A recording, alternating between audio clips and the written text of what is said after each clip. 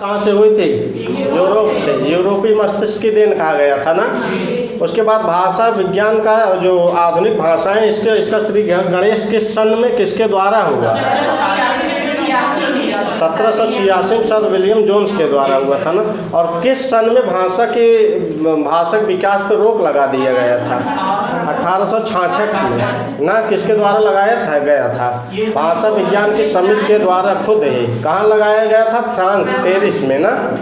कोई दिक्कत नहीं। इसके बाद हम लोग वो चीज़ पढ़े थे, सिद्धांत ना। पहला सिद्धांत क्या था? दैवी सिद्धांत। दैवी सिद्धांत के प्रतिपादक कौन थे? सुस्मिल्स। दैवी सिद्धांत का खंडन कौन किया था? उसके बाद दूसरा सिद्धांत क्या पढ़े थे? संकेत सिद्धांत। संकेत सिद्धांत के प्रतिपादक कौन थे? रूसो की एक पुस्तक बताई गई थी, सामाजिक समझौता। और उसको किस नाम से जानते हैं? निर्णय सिद्धांत। तीसरा सिद्धांत क्या था? धातु सिद्धांत या अनुरणन सिद्धांत। उसी को रूट थ्योरी या डिंग डांग थ्योरी कहते हैं ना। उसके मूल प्रवर्तक कौन थे? प्लेटो। उसको व्यवस्थित रूप किसके द्वारा दिया गया था? मैक्समुलर और किसके द्वारा? हाइज। ठीक। उसके बाद क्या था आपका? अनुकरण सिद्धांत। उसको अनुकरण मूलकतावाद भी कहते हैं ना। उसका क्या प्रतिपादक कौन थे? Whitney Paul हर्डर। अनुकरण सिद्धांत का खंडन किसके द्वारा किया गया था? रेनन के द्वारा किया गया था। उसके बाद आपका क्या था? समध्वनि सिद्धांत ना। आवेग सिद्धांत। आवेग सिद्धांत के प्रतिपादक कौन थे? डार्विन। उसका खंडन किसके द्वारा किया गया? आवेग सिद्धांत को और किस नाम से जानते हैं? मनोरागाभिव्यंजक शब्द मूलकतावाद और मनोभावाभिव्यंजक मूलकतावाद। ठीक। उसके बाद समध्वनि सिद्धांत। समध्वनि सिद्धांत के प्रतिपादक कौन था? उसको और किस नाम से जानते थे? उसके बाद इंगित सिद्धांत था शायद ना, राय रिचर्ड जोहानसन। उसके बाद संपर्क सिद्धांत था। ठीक। उसके कौन थे प्रतिपादक? रिवेज। ठग रिवेज। और उसके बाद क्या था आपका? समन्वय सिद्धांत के प्रतिपादक हेनरी स्वीट। उसके बाद और क्या था? संगीत सिद्धांत। 3 लोग को बताया गया था ना, डार्विन और क्या? स्पेंसर एस्पर्सन। प्रतीक सिद्धांत के प्रतिपादक प्रोफेसर स्वीट। और प्रतिभा सिद्धांत के? उसके बाद आपको बताया गया था भाषा परिवर्तन के कुल कितने कारण हैं? 13 कारण। भाषा परिवर्तन के आभ्यंतर कारण कितने हैं? भाषा परिवर्तन के बाह्य कारण कितने हैं? भाषा विज्ञान के कितने अंग हैं? 4। ध्वनि पद वाक्य अर्थ। अर्थ भाषा की आत्मा है। ध्वनि पद वाक्य भाषा के शरीर है। कोई दिक्कत? इसके बाद हम लोग क्या पढ़े थे? विश्व की कुल कितनी भाषाएं हैं? लगभग 3000। 2766 ऐसे कुछ था ना।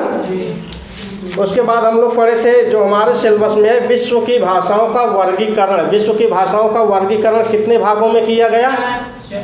2। आकृत मूलक, पारिवारिक मूलक। आकृत मूलक को और किस नाम से जानते हैं? रूपात्मक। ठीक। वहाँ लिखा है सीधे सीधे। पेज संख्या 55 पे है हमारे। शायद आप लोगों में एक आगे पीछे था पेज। हमारे पे 55 में है। अब आप लोगों के 1-2 पेज आगे पीछे था, जहाँ लिखा है ये वाला अभ्यास 3 सीधे सीधे खोलिए। अभ्यास 3 के दूसरे पेज पे दिया है। मिला सबके?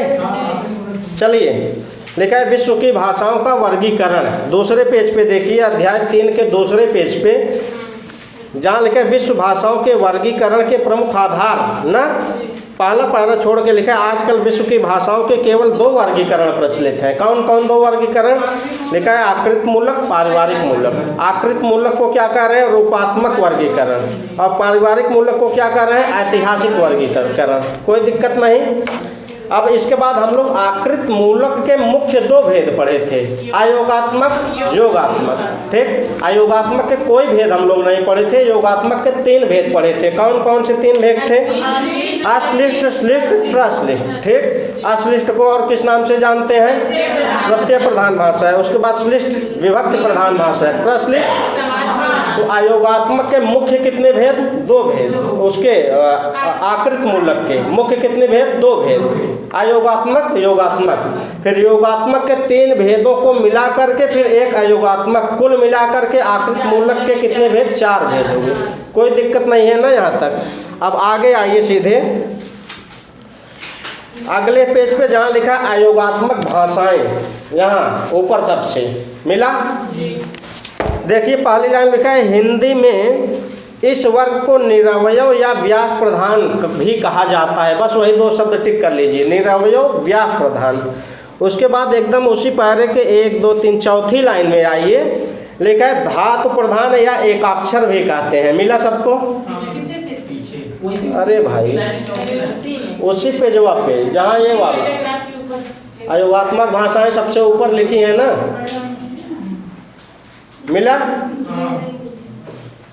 मिला सबको?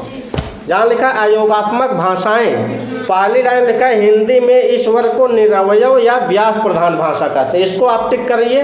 फिर 3 लाइन छोड़ के चौथी लाइन में आइए, जहाँ लिखा है धातु प्रधान या एकाक्षर भी कहते हैं। मिला?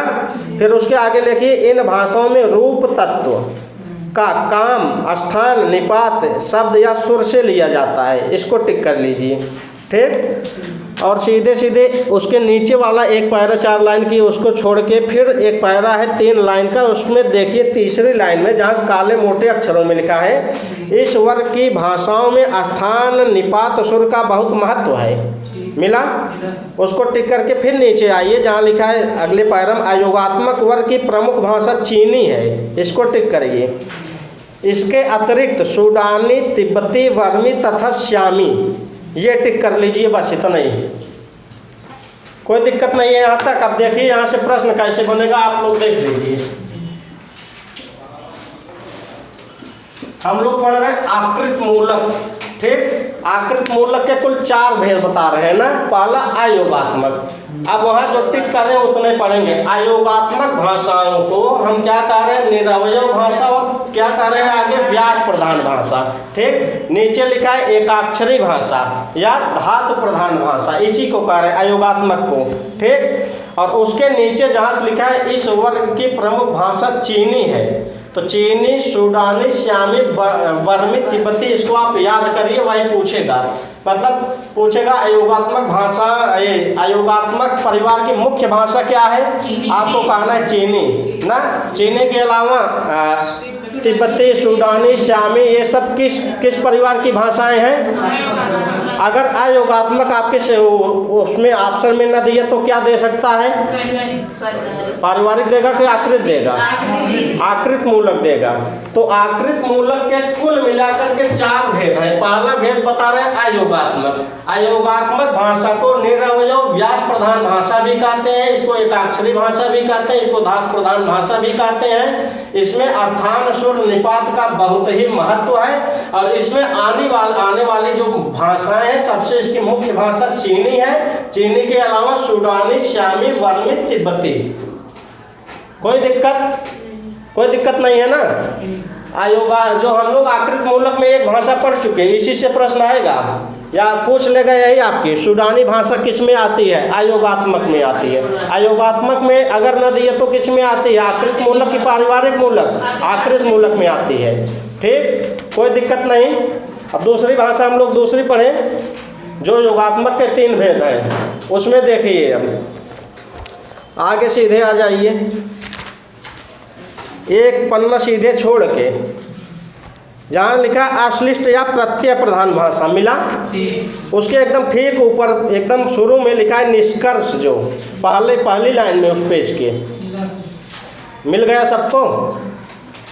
आप लोग पेज मिला लीजिए। जैसे हमारे में ये 59 पेज पे है, अब आपके कितने आगे पीछे उसी हिसाब से आप पेज खोल लिया करिए। ठीक, देखिए लिखा निष्कर्ष यह है कि अयोगात्मक वर्ग की भाषाओं में स्थान निपात सुर का बड़ा महत्व है। बस यही टिक करके नीचे चले आइए। देखिए जहाँ 1 2 3 4 करके लिखा है ना, लिखा है चीनी भाषा में स्थान तथा सुर का बहुत महत्व है, सूडानी भाषा में स्थान का तथा श्यामी भाषा में सुर का ना, बर्मी तिब्बती में निपात का। ये पूछेगा नहीं, ये केवल आप जानते रहिए। ये पूछ सकता है कि अयोगात्मक भाषाओं में स्थान निपात सुर का बड़ा महत्व, बस इतना ही पूछ सकता है, बस इससे ज़्यादा नहीं पूछेगा। नीचे आइए, दूसरा है आप अश्लिष्ट या प्रत्यय प्रधान भाषा। ठीक, हम लोग देखिए ये 3 भाषाएं जो पढ़ेंगे, ये योगात्मक के भेद है ना। योगात्मक मतलब अश्लिष्ट, श्लिष्ट, प्रश्लिष्ट, और ये वाला था अयोगात्मक। ठीक, कोई दिक्कत आपको यहाँ से नहीं होनी चाहिए। हम आकृत मूलक के 4 भेदों को पढ़ रहे हैं। सबसे पहला भेद अयोगात्मक था, पढ़ चुके। अयोगात्मक में केवल इतना पढ़ना है कि यह निरवय प्रधान भाषा है, व्यास प्रधान भाषा है, एकाक्षरी भाषा है, धातु प्रधान भाषा है। इसकी जो मुख्य भाषा है चीनी है, और इसमें और कौन कौन सी भाषाएं आती हैं तो सूडानी, श्यामी, बर्मी, तिब्बती। कोई दिक्कत? अब इसके 3 भेदों में सबसे पहला क्या है आपका अश्लिष्ट। अश्लिष्ट को प्रत्यय प्रधान भाषा भी कहते हैं।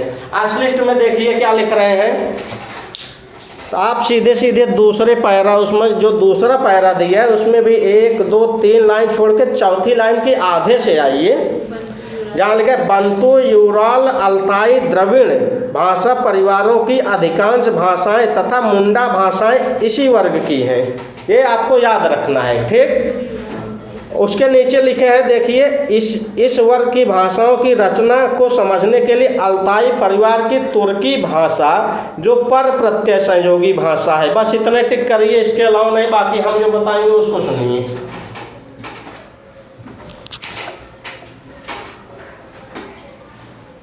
यहाँ हम लोग क्या पढ़ रहे हैं, अश्लिष्ट ना, अश्लिष्ट या प्रत्यय प्रधान, यही पढ़ रहे हैं ना दूसरे नंबर पे। देखिए अश्लिष्ट में ये कह रहे हैं, वहाँ जो भाषा वो टिक करवाए हैं, बंतु, यूराल, अल्ताई और क्या द्रविड़ और मुंडा परिवार की। ये 4 भाषाएं आप इसमें चाहे नोट कर लीजिए, चाहे वहीं टिक करिए, नोट करने की कोई ज़रूरत नहीं है। क्या क्या बता रहे हैं, बंतु, यूराल, अल्ताई, द्रविड़ और मुंडा परिवार की भाषाएं। अब प्रश्न आपका क्या पूछेगा, पूछेगा बंतु परिवार की भाषाएं किसके अंतर्गत आती हैं, योगात्मक, अश्लिष्ट, अश्लिष्ट, प्रश्लिष्ट। तो आपका ऑप्शन क्या रहेगा, तो ये 4-5 भाषा याद करिए, कौन कौन, बंतु, यूराल, अल्ताई, द्रविड़ और मुंडा परिवार की भाषा। 5 चीज याद करना है इसमें, 5 चीज, 5 भाषाएं, कौन कौन, बंतु, यूराल, अल्ताई, द्रविड़, मुंडा परिवार की भाषा। कोई दिक्कत इसमें? अब नीचे आइए सीधे, यहाँ जाओ, जहाँ 2 का लिखा है पूरा प्रत्यय संयोगी मिला, इसके ऊपर देखिए लिखा है प्रत्यय प्रकृति के पूर्व जुड़ता है, प्रकृति के मध्य में जुड़ता है, वह प्रकृति के अंत में जुड़ता है। इस आधार पर प्रत्यय प्रधान भाषाओं को पुनः 5 उप विभागों में रखा गया है। 5 इसके उप विभाग बता रहे हैं ना, तो इसके कितने उप विभाग है ये नहीं पूछेगा, ये पूछेगा इसका उदाहरण, कौन भाषा किसके अंतर्गत आती है, यही पूछा जाएगा आपका ना। तो देखिए 2 कक्का में लिखा है, पहला पूरा प्रत्यय संयोगी मिला, पूरा प्रत्यय संयोगी। उसके दूसरी लाइन के लास्ट में देखिए पूरा प्रत्यय संयोगी, दूसरी लाइन के लास्ट में लिखा है दक्षिणी अफ्रीका के बंतु भाषा परिवार की भाषाएं इनका उदाहरण है मिला। आगे लिखा है जिसमें से काफरी संज्ञक भाषा के उदाहरण में हम इन भाषा की रचनाओं को भाली भांति समझ सकते हैं। तो इसमें केवल यही पूछेगा। इसके पहले हम पढ़ के आए हैं, देखिए सब इधर, बंतु, यूराल, अल्ताई, द्रविड़ ना, ये अश्लिष्ट के 5 उप विभाग जो बता रहे हैं। पहला उप विभाग जो है क्या है, कह रहे हैं क्या, पूरा प्रत्यय संयोगी। अब प्रश्न आपका बनेगा जो बंतु, ये दक्षिण, ये सबसे पहले तो प्रश्न बनेगा बंतु परिवार ये कहाँ की भाषा है, दक्षिण अफ्रीका की है। तो दक्षिण अफ्रीका की जो बंतु परिवार की भाषा है वह क्या है, नीचे लिखा है काफरी। समझ में आ रहा है कि नहीं, दक्षिण अफ्रीका के बंतु परिवार की काफरी भाषा इनमें से किसके अंतर्गत आती है, तो अश्लिष्ट के अंतर्गत आती है या प्रत्यय प्रधान के अंतर्गत आती है। इसके भी 5 उप विभाग हैं, उन 5 उप विभागों में भी यह पूरा प्रत्यय संयोगी है। कोई दिक्कत समझ में आ रहा है, ना समझ में आ रहा है लिख के समझाए, यहाँ से प्रश्न पूछेगा, यहाँ भागने की जरूरत नहीं है, ठीक। तो पूछेगा दक्षिण अफ्रीका के बंतु परिवार की भाषा अयोगात्मक है कि योगात्मक है, या योगात्मक में भी न देखे अश्लिष्ट, श्लिष्ट, प्रश्लिष्ट देगा तो हम क्या मानेंगे, अश्लिष्ट। अश्लिष्ट में भी क्या है, पूरा प्रत्यय संयोगी है। क्या है, पूरा प्रत्यय संयोगी। कोई दिक्कत? अब बस इतना छोड़ के आगे चलिए दूसरे पेज पे, जहाँ 2 लिखा है पर प्रत्यय संयोगी। क्या लिखा है, पर प्रत्यय संयोगी। अब उसमें देखिए पर प्रत्यय संयोगी की दूसरी लाइन में आइए, लिखा है यूराल अल्ताई द्रविड़। मिला? यूराल अल्ताई द्रविड़, वही टिक कर लीजिए बस, यूराल अल्ताई द्रविड़। ठीक, दूसरी लाइन में जहाँ दो खा पर प्रत्यय संयोगी, उसके ठीक दूसरी लाइन लिखा है यूराल अल्ताई द्रविड़। मिला सबको?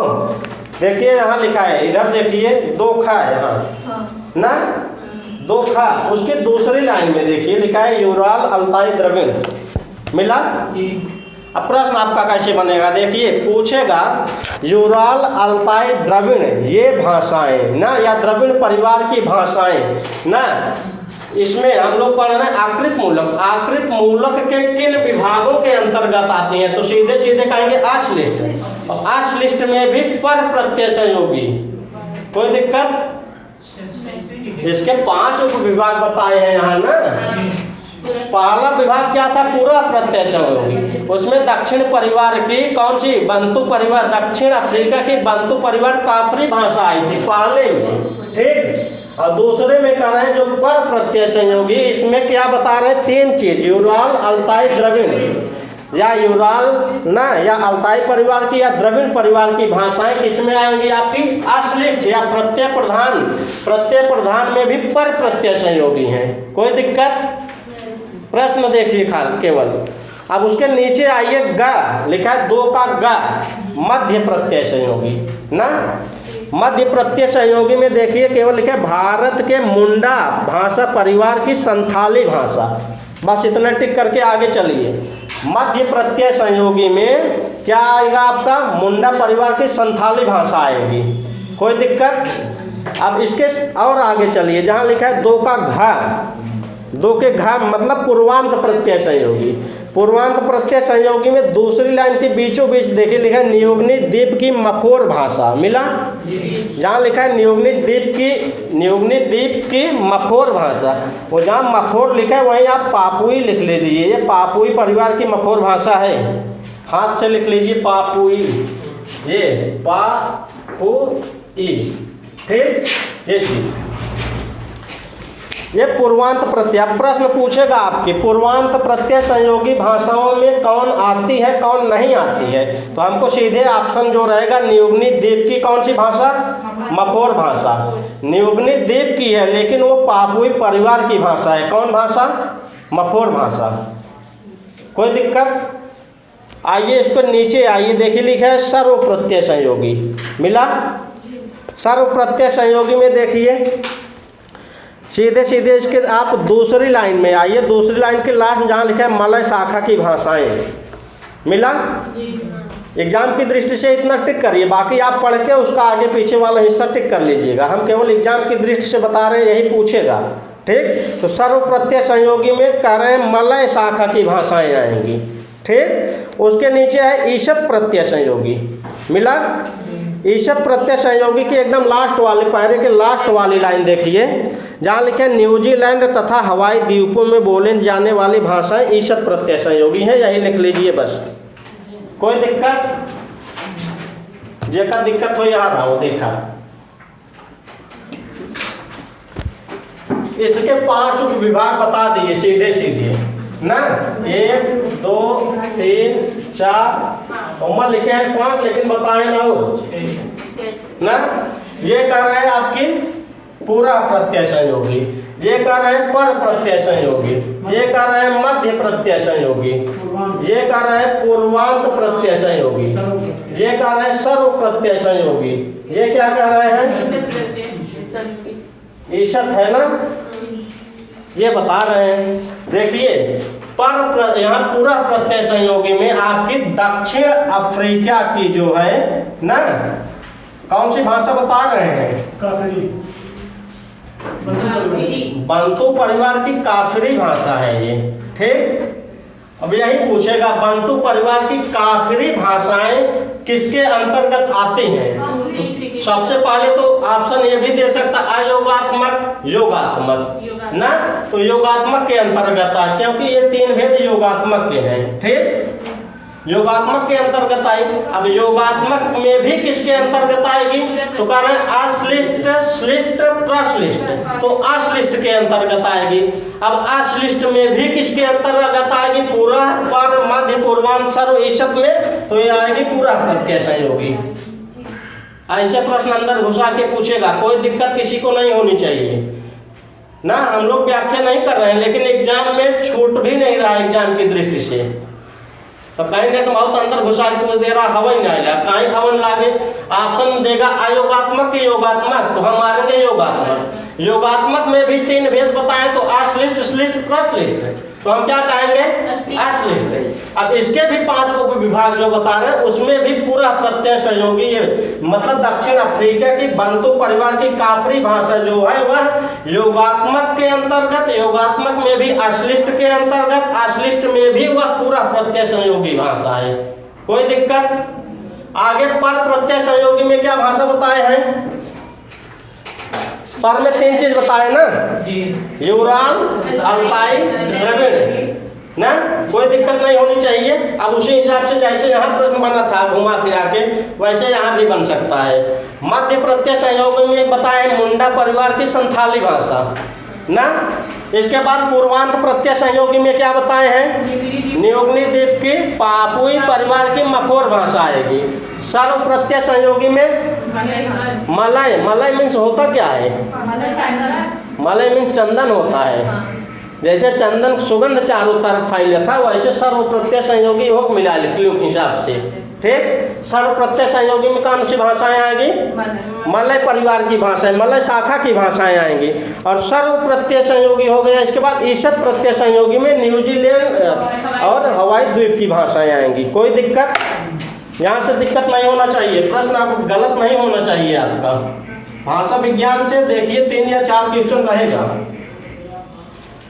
इसके बाद दूसरे नंबर पे हम लोग पढ़ रहे हैं क्या, आकृत मूलक। आकृत मूलक में भी क्या पढ़ रहे हैं, योगात्मक। योगात्मक का एक भेद हम पढ़ चुके, क्या, अश्लिष्ट। दूसरा भेद क्या है, दूसरा श्लिष्ट है। आप ऐसे इसको लिख लीजिए वहां, या है श्लिष्ट, इसको हम कह सकते हैं विभक्ति प्रधान।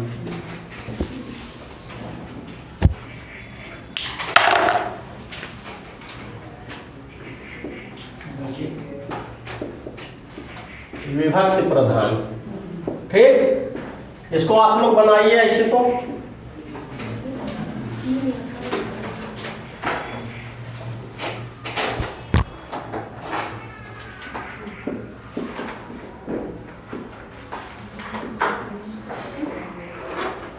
यहां से प्रश्न पूछा जा चुका है।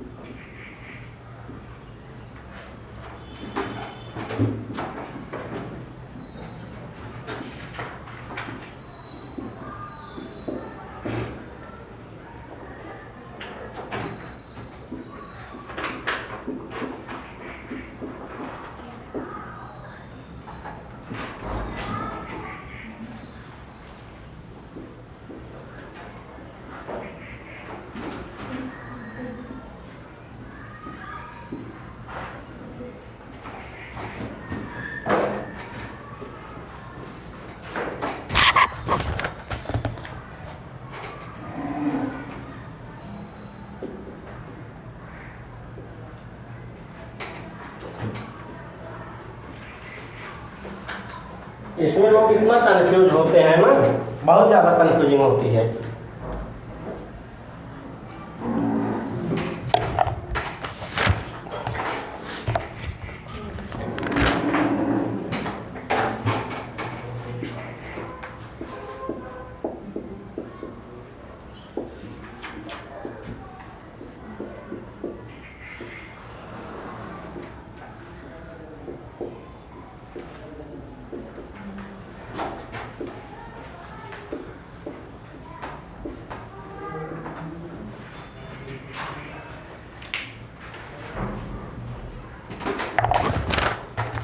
लिख लीजिएगा, बताइएगा आप लोग।